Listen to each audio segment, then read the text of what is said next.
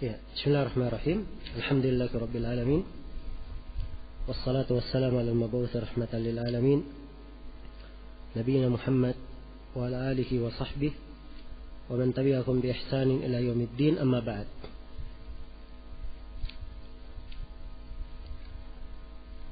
Ya. Kitab yang akan kita kaji terus saat ini adalah Kitabul Adab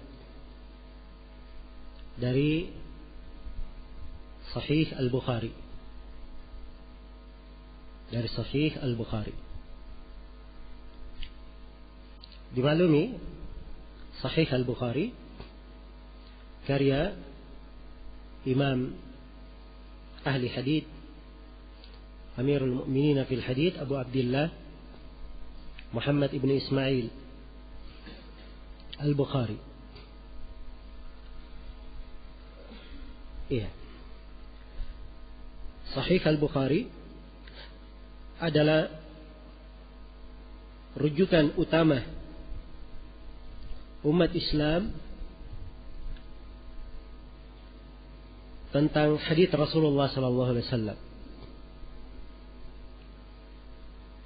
Dan Sahih Al-Bukhari ini keistimewaannya disepakati oleh para ulama akan diterimanya. Disepakati oleh para ulama akan diterimanya.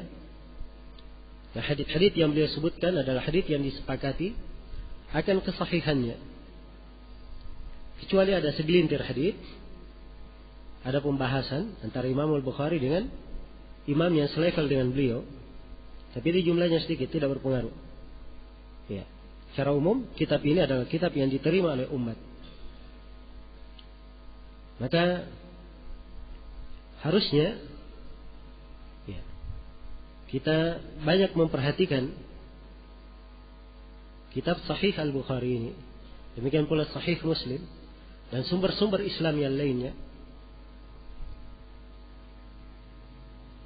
Dan ini adalah salah satu cara untuk mempelajari Islam yang murni dibawa oleh Rasulullah SAW.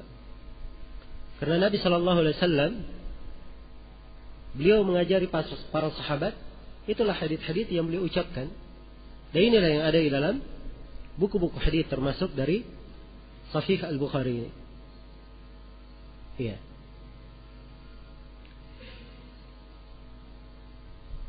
Dan mempelajari Sahih Al-Bukhari ini termasuk hal yang sedikit sekarang ini di tengah kaum muslimin. Padahal dia adalah rujukan dan sumber utama. Rujukan dan sumber utama bagi umat Islam. Kitab yang kita bahas dari Sahih Al-Bukhari adalah Kitabul Adab. Iya. Kitab yang terkait dengan pembahasan adab. Dan dimaklumi bahwa Imam Al-Bukhari punya buku tersendiri seputar masalah adab yang lebih banyak daripada ini.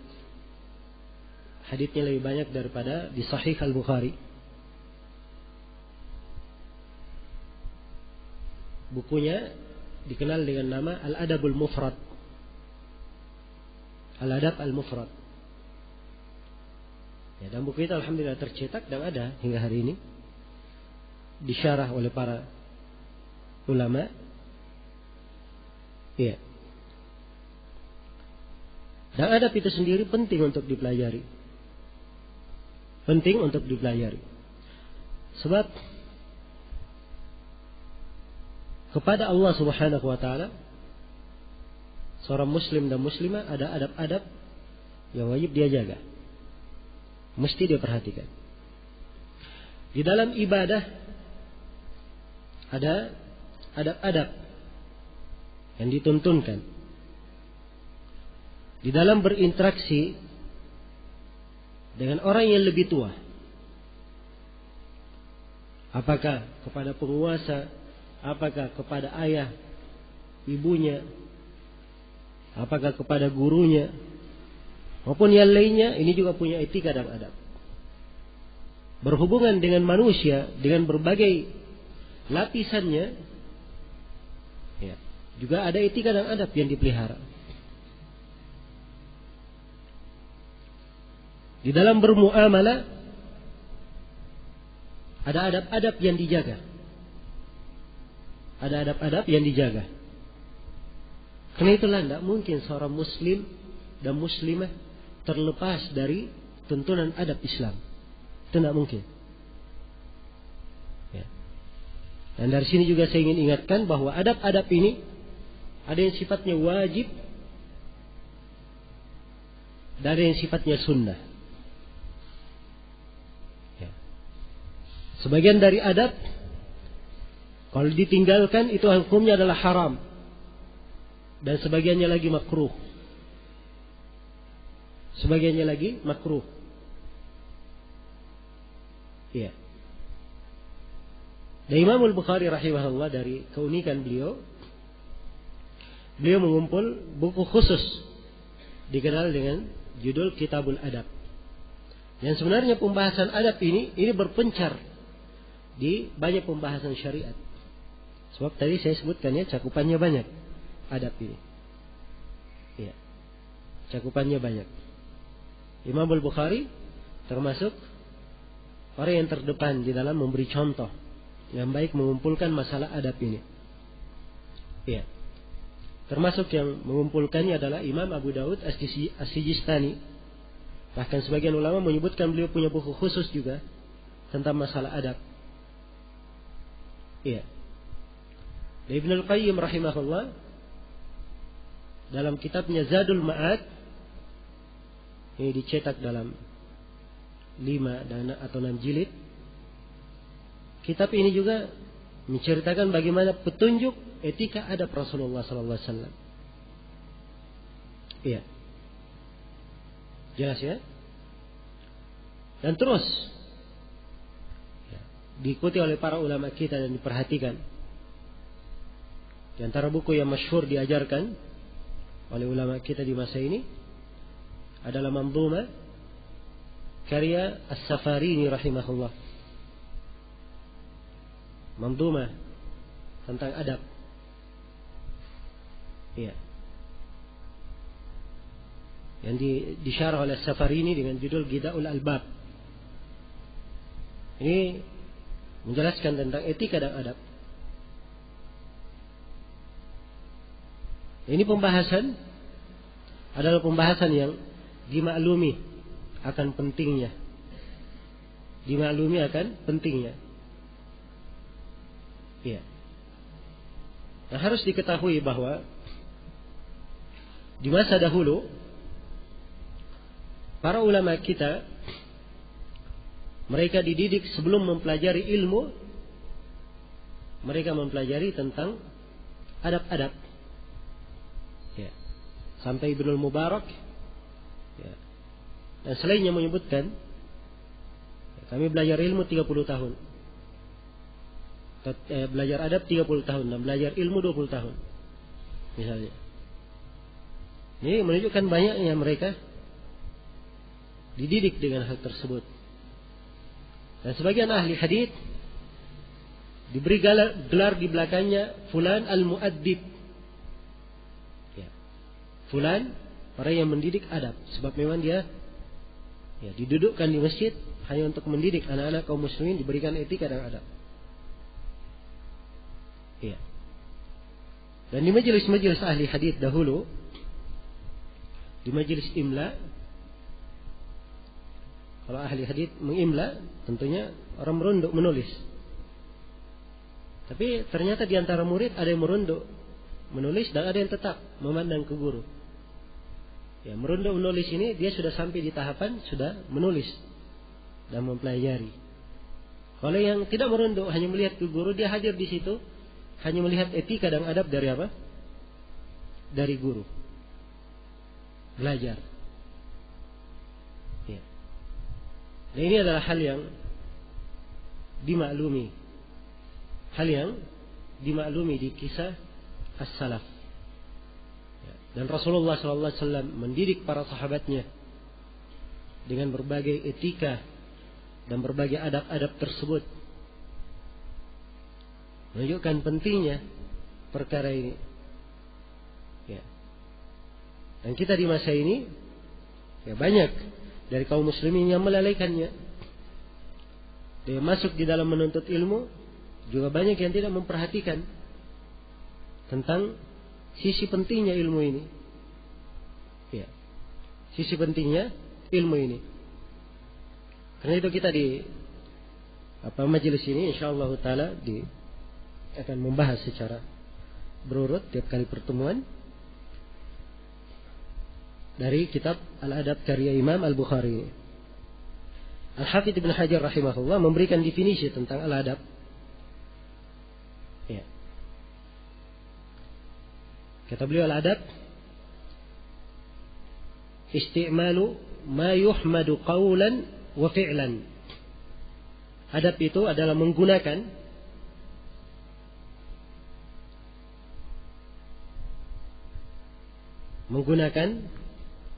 segala yang terpuji dari ucapan maupun perbuatan.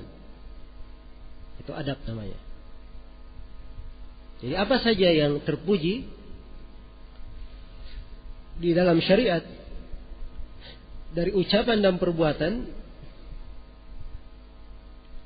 dia laksanakan atau dia ucapkan, maka itulah adab. Iya.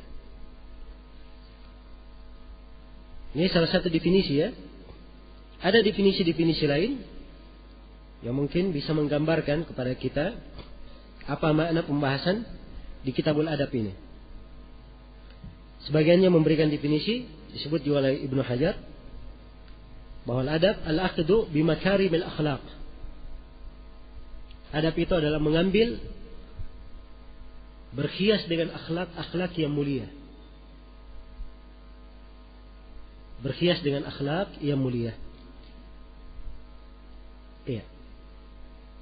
Jadi siapa yang mempelajari akhlak yang mulia, dia berhias dengannya, maka itu dari adab. Ya, dari adab.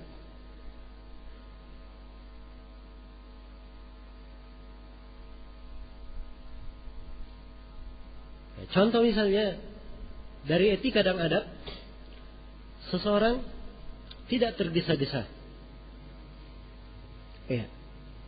Sebab tergesa-gesa itu dari syaitan. Rasulullah bersabda, "At-ta'anni minallah wal ajalatu minasyaitan." Ya. Tidak tergesa-gesa itu dari Allah, dan tergesa-gesa itu dari syaitan. Nah, ini adab. Mengambil darinya itu dari akhlak yang baik. Dari akhlak yang baik. Jenis tergesa-gesa yang dilarang, kadang larangannya bersifat makruh dan kadang larangannya bersifat haram. Kalau dia tergesa-gesa dalam perkara yang mengakibatkan munculnya keharaman atau terlanggarnya hak orang lain, terzaliminya orang lain, maka ini adalah hal yang haram. Kalau dia tergesa-gesa yang akan menghilangkan kemaslahatannya, ya, maka ini dia disifat berhukum makruh. Jelas ya? Berhukum makruh. Ya, dan dimaklumi bahwa akhlak itu bagian dari agama kita. Sebab pembahasan adab juga dibahas oleh para ulama dan kadang dibahasakan dengan bahasa akhlak. Dengan bahasa akhlak. Iya. Ini bagian dari adab. Dan Nabi sallallahu alaihi wasallam diutus untuk menyempurnakan akhlak yang mulia. Kata beliau, "Innama bu'ittu liutammima makarimal akhlaq." Sesungguhnya saya ini diutus untuk menyempurnakan akhlak yang mulia. Menyempurnakan akhlak yang mulia. Dan di antara definisi adab, ada yang mendefinisikannya bahwa al-adab adalah al-wuquf ma'al mustahsanat. Al-wuquf ma'al mustahsanat. Dia berhenti, berjalan bersama sesuatu yang dianggap baik. Perkara yang dianggap baik, nah dia berada di atasnya. Itu adab namanya. Iya. Wa qila huwa ta'dhimu man fawquk. Ya. Dan dikatakan bahwa adab ini adalah mengagungkan siapa yang di atasmu. Siapa yang di atasmu. Warifqu biman dunak. Dan berlemah lembut kepada orang yang di bawahmu. Orang yang lebih tinggi darinya, dari sisi umur, kedudukan, dia memberikan penghormatan selayaknya. Dan orang yang di bawahnya, ya dari sisi umur maupun kedudukan, dia berlemah lembut kepadanya. Berlemah lembut kepadanya. Iya. Dari mengatakan bahwa adab itu diambil dari kata ma'dabah. Ya, yang artinya ma'dabah itu dipanggil untuk makan makanan. Adab disebut dari makna ini karena ya, seseorang itu diajak untuk mengikuti akhlak yang mulia. Diajak untuk mengikuti akhlak yang mulia. Iya. Jadi ini definisi tentang adab. Dan apa yang dipelajari di dalam pembahasan adab ini. Iya. Dan dari sini bisa dipahami ya kenapa para ulama sedemikian lamanya mempelajari tentang adab ini. Ya. Karena memang adab ini pembinaan terhadap jiwa. Dan jiwa itu perlu dibiasakan. Perlu dibiasakan. Ya. Dan setiap orang dia ketika membaca misalnya adab langsung bisa berubah, tidak? Mungkin ya, setelah dia mengetahui ilmunya ya, dia berusaha untuk menerapkannya. Dia berusaha untuk menerapkannya. Ketika misalnya dia dapat hadis dari Nabi sallallahu alaihi wasallam. Ya, seorang meminta wasiat kepada Nabi. Maka Nabi berkata, "La taghdab." Jangan kamu marah. Dia ulangi lagi. Maka Nabi berkata, "Jangan kamu marah." Ya. Kembali minta lagi nasihat. Nabi berkata, "Jangan kamu marah." Jelas ya? Dia dapat dari akhlak ini, tapi namanya manusia. Ya. Dia mengetahuinya, tapi kadang kebiasaannya yang dia terbiasa dengannya membuat pengetahuannya ini dia lupakan. Ya. Maka jiwa perlu dididik dengan pendidikan yang membuat dia terbiasa dengan adab itu. Ya. Dan dari sini juga ya, perlu diketahui bahwa salah satu manfaat seorang itu duduk dan belajar dari guru adalah untuk mengambil etika dan adab darinya. Ya. Karena itulah penerapan akhlak yang mulia itu dilihat pada guru-guru. Walaupun guru itu manusia, namanya manusia tidak ada yang sempurna. Ya. Ada kekurangannya. Dan mungkin pada sebagian guru ada sebagian dari akhlak yang kadang perlu diperbaiki. Ya. Tetapi dia melihat pada seorang guru misalnya ada akhlak yang baik dari apa yang dituntunkan, maka di sini dia akan melihat penerapan bagaimana adab itu. Ya. Seorang misalnya yang duduk dengan atau pernah melihat ulama-ulama terkemuka di masa ini, anggaplah dia pernah melihat misalnya Syekh bin Baz atau Syekh Ibn Utsaimin, ya, atau Syekh Muqbil rahimahullah. Dan selainnya dari para ulama, apabila dia melihatnya, maka akan nampak dari mereka sejumlah akhlak yang baik. Dari lemah lembut bersama manusia, kesabaran dalam menyampaikan ilmu, kesabaran di dalam menghadapi berbagai permasalahan, ya, kesabaran di dalam menghadapi berbagai manusia yang akhlaknya berbeda-beda. Ya. Kemudian melihat keseriusan mereka, akhlak mereka, merendah diri dan seterusnya. Dari adab ini dilihat dari orang-orang yang berilmu. Ya. Karena panutan itu tidak diragukan, memberikan pengaruh. Nah, orang yang paling baik dijadikan sebagai panutan adalah Rasulullah sallallahu alaihi wasallam. Laqad kana lakum fi Rasulillahi uswatun hasanah liman kana yarjullaha wal yawmal akhir.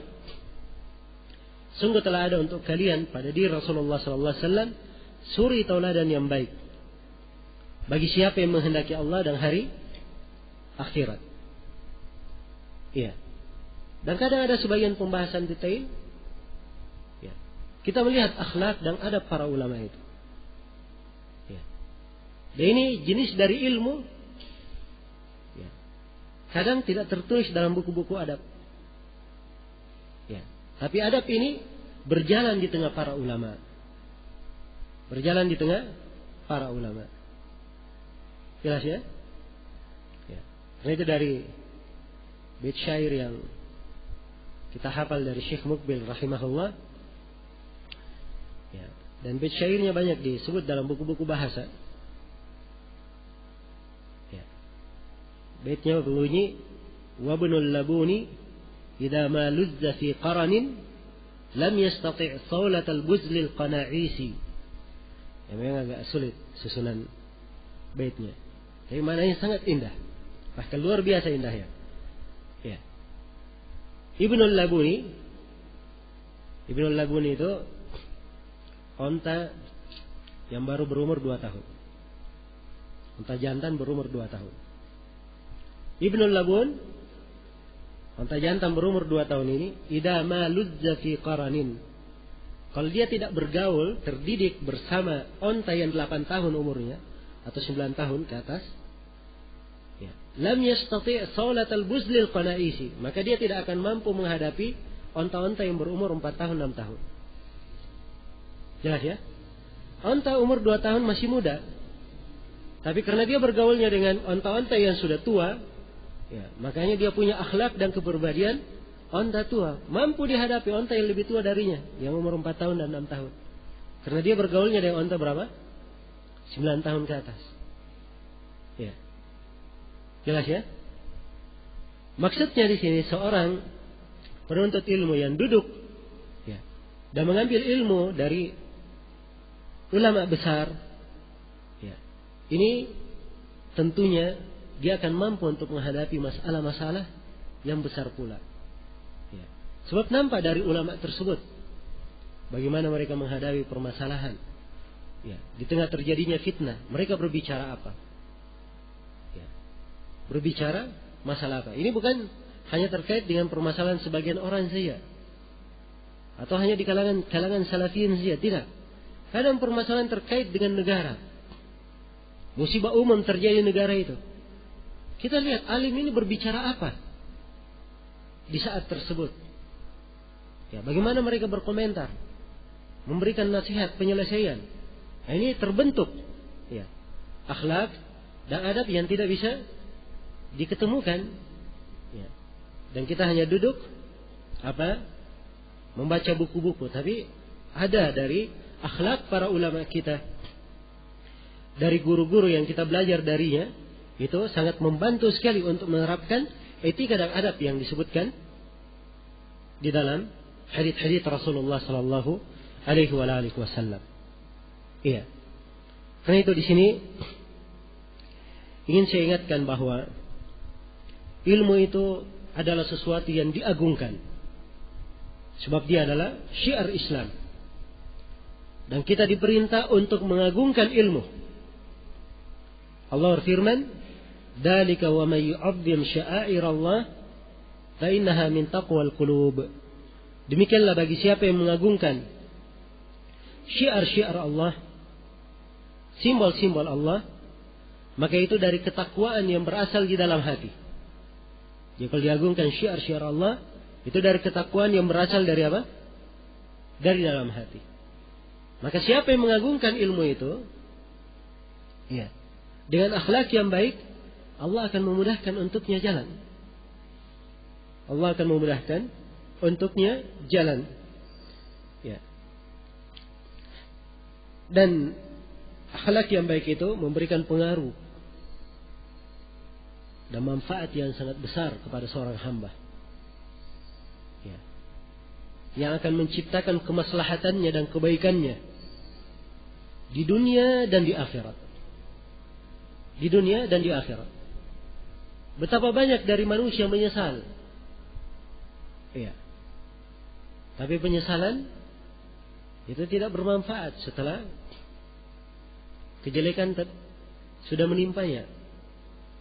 Ya. Mereka menyesal kenapa? Ya. Akibat baru mengetahui sejumlah etika dan adab yang sebelumnya mereka tidak terapkan, sehingga luput dari mereka berbagai kebaikan. Ya. Dan ada sebagian orang punya etika dan adab, sudah cocok, tapi dia lakukan hal tersebut hanya karena kebiasaannya saja. Memang dia di tengah keluarga, ya, di tengah keluarga misalnya terbiasa dengan akhlak tenang, tidak tergesa-gesa. Ya. Dia tidak tahu bahwa syariat menentukan adab yang baik ini. Dia tumbuh di atas hal ini. Ini beda dengan orang yang tumbuh dengan etika yang sama, tapi dia punya ilmu tentang itu. Dia tahu bahwa ini adalah hal yang disyariatkan. Sebab berakhlak dengan akhlak yang seperti ini, itu bagian dari ibadah. Bagian dari ibadah. Iya. Ada kadang yang masuk ke dalam pembahasan ini dia kesampingkan. Seakan-akan salafiyun itu tidak ada adabnya. Ya. Dan ini keliru ya. Seakan-akan adab itu bukan dari manhaj. Ini juga keliru. Ya. Bahkan ini dari manhaj ahli sunnah. Karena itu kalau kita baca buku-buku akidah, ya, sejumlah dari para ulama menyebutkan adab di buku-buku akidah. Ya. Coba baca kitab Aqidatus Salaf, Ashabul Hadith misalnya. Buku yang banyak dikenal oleh kalangan kita. Karya Al-Imam Abu Utsman As-Sabuni. Terdapat di dalamnya penyebutan akhlak ahli hadith. Bagaimana akhlak dan adab mereka. Ya. Sampai disebutkan tentang mereka melakukan sholat malam, ya, dan selainnya dari perkara-perkara ibadah. Ini di pembahasan akidah mereka sebutkan. Menunjukkan bahwa ini pembahasan terkait dengan manhaj. Terkait dengan masalah manhaj pokok dan dasar agama kita. Ya. Coba baca misalnya kitab Syarhus Sunnah karya Al-Imam Al-Muzani. Ya. Syarhus Sunnah karya Imam Al-Muzani ini tidak begitu tebal. Ya. Bersamaan dengan itu, di beberapa halaman di akhir Syarhus Sunnah ini beliau sebutkan adab dan etika yang harus dipegang oleh orang yang berpegang dengan akidah yang benar. Ya. Dan ini banyak sekali kalau kita ingin buka buku-buku akidah. Ya. Karena itulah sangat keliru kalau dikatakan bahwa ahli sunnah tidak ada etika dan tidak ada adab. Dan siapa yang menggambarkan sunnah dengan penggambaran ini, maka ini penggambaran yang dia harus tanggung jawabkan sebab merusak wajah dakwah, merusak wajah ahli sunnah. Jelas ya? Dan terus menerus kita membaca buku-buku para ulama kita. Ya. Dan terus menerus kita duduk dengan para ulama dan kita melihat akhlak dan adab mereka yang sangat tinggi. Bahkan di dalam buku yang memuat bantahan terlihat bagaimana etika dan adab mereka di dalam membantah. Etika dan adab mereka di dalam membantah. Subhanallah, sesuatu yang luar biasa. Ya. Bagaimana mereka terhadap mukhalif, terhadap orang yang menyelisihi, ya, menyelisihi sunnah, terhadap ahlul bidah, ya, mereka menggunakan adab di dalam membantah. Ya. Dalam penyebutan nama, di dalam pengaturan, dan di dalam merinci kesalahan, semuanya dengan etika dan adab Islam yang sangat tinggi. Ya. Dan menjaga adab ini yang menyebabkan orang yang dibantah mengambil nasihat. Mengambil nasihat darinya. Ya. Karena itulah banyak dari ahlul bidah yang tadinya keras kepala, begitu sampai kepadanya bantahan dari a'immatus sunnah, Mereka rujuk kepada kebenaran. Iya. Rujuk kepada kebenaran. Maka ini dari hal-hal yang hendaknya kita cermati dan kita perhatikan. Iya. Pembahasan ini adalah pembahasan yang sangat indah. Dan sekali lagi, kaitan pembahasan adab ini hampir di semua sudut permasalahan syariat kita ada pembahasan adab di dalamnya. Karena tadi saya katakan dari adab ada yang sifatnya wajib, ada yang sifatnya sunnah. Ya. Dari adab ada yang kalau ditinggalkan haram hukumnya, ada yang makruh. Ada yang makruh. Ya. Dan ini insyaallah ta'ala akan kita lebih dalami dan kita lebih selami dengan membaca pembahasan-pembahasan yang disebutkan oleh Imam Al-Bukhari di dalam buku ini. Yang memang di babul adab ini cukup banyak juga bab yang beliau sebutkan. Ya, ada 128 bab di sini. Ya. 128 bab. Dan kita akan baca insyaallah taala satu persatu dari bab-bab ini dan kita mengambil pelajaran-pelajaran etika dan adab yang terdapat di dalamnya. Ya, dan dari keistimewaan membaca Sahih Al-Bukhari, ya, di dalam membaca kitab ini kita bisa memetik pelajaran yang lebih banyak daripada kandungan judul buku yang dimaksud. Ya, kalau misalnya ditulis Kitabul Adab, maka pembahasan dari hadits-hadits yang disebutkan kita bisa masuk dalam banyak pembahasan. Jelas ya? Ya, saya bisa saja ya, setiap pertemuan hanya dengan satu hadits kita membahas cuma satu hadits saja. Tapi ini kapan selesainya? Ya. Maka saya akan berusaha meringkas ya, apa-apa yang terpenting untuk kita ketahui terkait dengan masalah adab. Dan di sini kita akan melalui ya, sebab namanya buku hadits ya, akan berlalu biografi berlalu nama-nama rawi, nama-nama perawi hadits, periwayat hadits. Ya. Biasanya kalau ada nama-nama periwayat hadits ya, harus saya terangkan beberapa hal yang terkait dengan periwayatan. Ya, tapi karena saya maklumi kebanyakan yang hadir, ya mungkin di ilmu tentang sanad ini agak aneh untuk didengar, maka saya hanya meringkas sedikit pembahasan saja. Mungkin saya akhirkan. Ya, setiap bab yang saya baca, saya terangkan makna babnya. Kemudian setelah itu saya baca hadits dengan sanadnya, saya terangkan dulu haditsnya. Setelah selesai haditsnya, baru saya terangkan sedikit dari sanadnya. Setelah itu kita pindah ke bab yang lainnya. Mungkin di sebagian biografi ulama, saya akan singgung ya beberapa sudut yang baik yang kita contoh dari biografi para rawi hadits yang ada di dalam kandungan buku ini. Baik, saya akan memulai dari bab yang pertama ya, dari Kitabul Adab ini. Dan kelihatannya ikhwah sudah memiliki fotokopian bukunya. Ya. Kata beliau rahimahullahu taala, Kitabul Adab, Bismillahirrahmanirrahim.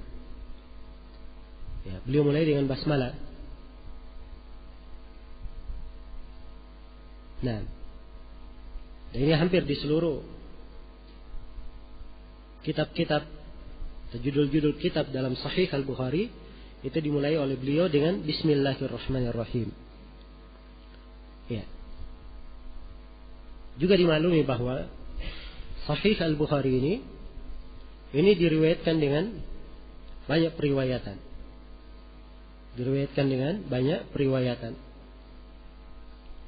Ya. Di sebagian periwayatan ada yang menyebutkan bismillah dan sebagiannya tidak menyebutkan bismillah. Ya. Kata beliau Kitabul Adab.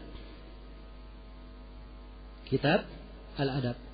Maksudnya kitab ini adalah rangkaian tulisan yang mengumpulkan sejumlah bab, sejumlah pembahasan yang berkaitan dengan adab-adab. Ya.